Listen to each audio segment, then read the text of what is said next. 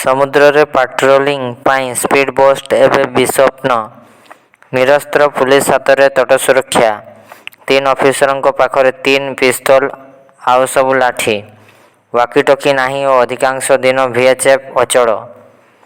ଭୁବନେଶ୍ୱର ରାଜରାସ୍ତାରେ ଗର୍ଜିଲେ ସରକାରୀ ଉଚ୍ଚ ବିଦ୍ୟାଳୟ, ଏନ୍ପିଏସ୍ ଶିକ୍ଷକ ଶିକ୍ଷୟିତ୍ରୀ। ମଣିଷକୁ ମାନବତ୍ୱ ପ୍ରଦାନ ଶିକ୍ଷାର ଲକ୍ଷ୍ୟ। ରାଜ୍ୟପାଳ କିଟ୍ରେ ଶିକ୍ଷା ଉପରେ ଆନ୍ତର୍ଜାତୀୟ ସମ୍ମିଳନୀ। ଏଥିରେ 100 କୁଳପତି, 200ରୁ ଊର୍ଦ୍ଧ୍ୱ ଅଧ୍ୟକ୍ଷ ଯୋଗଦାନ।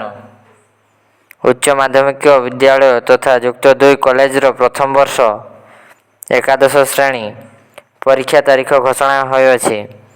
ଡିସେମ୍ବର ଦ୍ୱିତୀୟ ସପ୍ତାହରେ ପ୍ରଥମ ତ୍ରୈମାସିକ ପରୀକ୍ଷା ଅନୁଷ୍ଠିତ ହେବାର ଉଚ୍ଚ ମାଧ୍ୟମିକ ବିଦ୍ୟାଳୟ ତରଫରୁ ଘୋଷଣା କରାଯାଇଅଛି। ଜନମତ ସର୍ଭେ ଆଧାରରେ ଟ୍ୱିଟକୁ ଫେରିଲେ ଟ୍ରମ୍ପ। ଆମେରିକାର ପୂର୍ବତନ ରାଷ୍ଟ୍ରପତି ଡୋନାଲ୍ଡ ଟ୍ରମ୍ପ ଟ୍ୱିଟରକୁ ଫେରିଛନ୍ତି। ବ୍ଲୁ ଟିକ୍ ସହିତ ତାଙ୍କର ଟ୍ୱିଟର ଆକାଉଣ୍ଟକୁ ପୁନଃ ସକ୍ରିୟ କରାଯାଇଅଛି। ଟ୍ୱିଟରର ନୂଆ ମାଲିକ ଏଲନ୍ ମସ୍କ ଟ୍ରମ୍ପଙ୍କ ଟ୍ୱିଟର ଆକାଉଣ୍ଟ ଉପରେ କଟକଣା ହଟାଇବା ସହିତ ଏହି ପ୍ରସଙ୍ଗରେ ଏକ ଜନମତ ସର୍ଭେ କରାଇଥିଲେ। ମେକ୍ ଇନ୍ ଓଡ଼ିଶା ପ୍ରସ୍ତୁତିର ସମୀକ୍ଷା। ମୁଖ୍ୟ ସଚିବ ସୁରେଶ ଚନ୍ଦ୍ର ମହାପାତ୍ର ଗତକାଲି ମେକ୍ ଇନ୍ ଓଡ଼ିଶା କନକ୍ଲେଭ 2022 ଚାଲିଥିବା ପ୍ରସ୍ତୁତିର ସମୀକ୍ଷା କରିଛନ୍ତି। ଭାରତୀୟ ଫୁଟବଲରେ ମ୍ୟାଚ୍ ଫିକ୍ସିଂ, ସିବିଆଇ ସ୍କାନରରେ ଇଣ୍ଡିଆନ୍ ଆରୋଜ ସହ 4 କ୍ଲବ। ନ୍ୟୁଜିଲାଣ୍ଡରେ ମଧ୍ୟ ସୂର୍ଯ୍ୟଙ୍କ ତେଜ। ଭାରତ 65 ରନରେ ଜିତିଲା। ଫେଲ୍ ମାରିଛି ଫର୍ମାଲିନ ଚାଷ। ଟାର୍ଗେଟ ଆସୁନି କହି ହାତ ଟେକି ଦେଇଛି ବିଭାଗ। ନିର୍ବାଚନ ଆଇନରେ ପରିବର୍ତ୍ତନ ଲାଗି କେନ୍ଦ୍ରର ପ୍ରସ୍ତୁତି। ଦଳ ବଦଳାଇଲେ କଟିବ ନେତାଙ୍କ ଟିକଟ। ଏହି ନିୟମକୁ ଅନେକ ରାଜନୈତିକ ଦଳଙ୍କ ସମର୍ଥନ।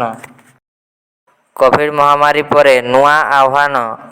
ଦେଶକୁ ଖାଦ୍ୟ ସଂକଟ ଭୟ।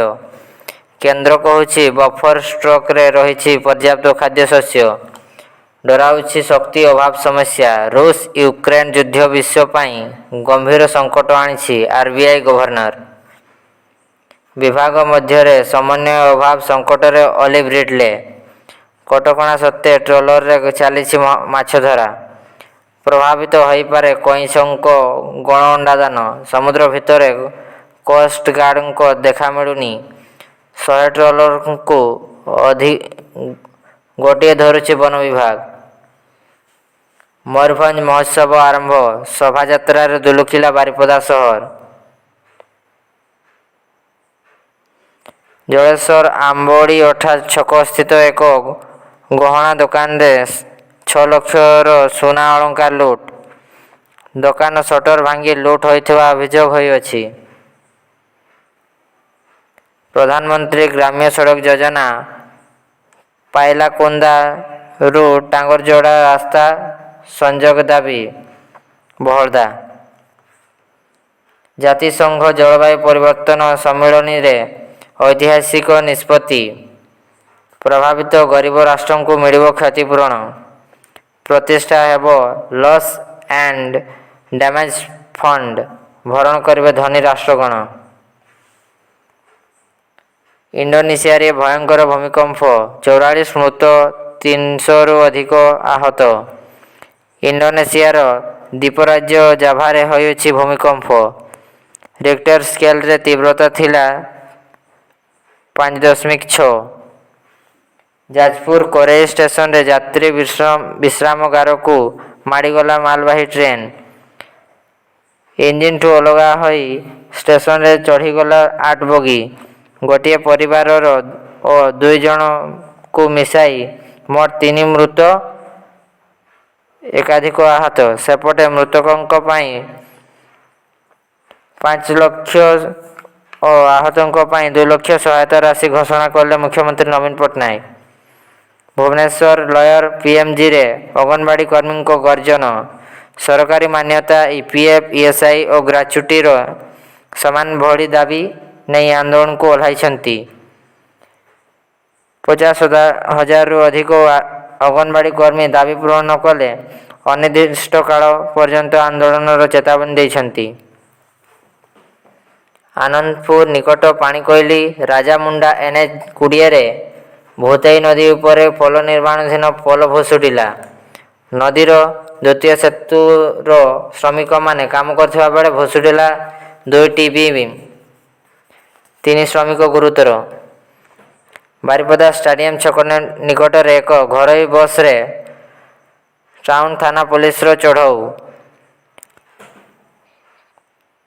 20 ଗ୍ରାମର ବ୍ରାଉନ ସୁଗର ଜବତ ସହ 2 ଅଟକ। ପୁରୀ ଶ୍ରୀ ଲୋକନାଥ ମନ୍ଦିର ବିକାଶ ପାଇଁ 28 କୋଟି ଅନୁମୋଦନ। ଉନ୍ନତୀକରଣ ପାଇଁ 28 କୋଟି ଅନୁମୋଦନ କଲେ ମୁଖ୍ୟମନ୍ତ୍ରୀ। ଭର୍ଚୁଆଲରେ ସେବାୟତଙ୍କ ସହ ଆଲୋଚନା ପରେ ପ୍ରକଳ୍ପ ପାଇଁ ମଞ୍ଜୁରୀ। ଏହା ସହିତ ଅଲାରନାଥ ମନ୍ଦିର ବିକାଶ ପାଇଁ ମଧ୍ୟ 8 କୋଟି ମଞ୍ଜୁର କଲେ ମୁଖ୍ୟମନ୍ତ୍ରୀ। Please like, comment, share and subscribe my voice success breaking news YouTube channel.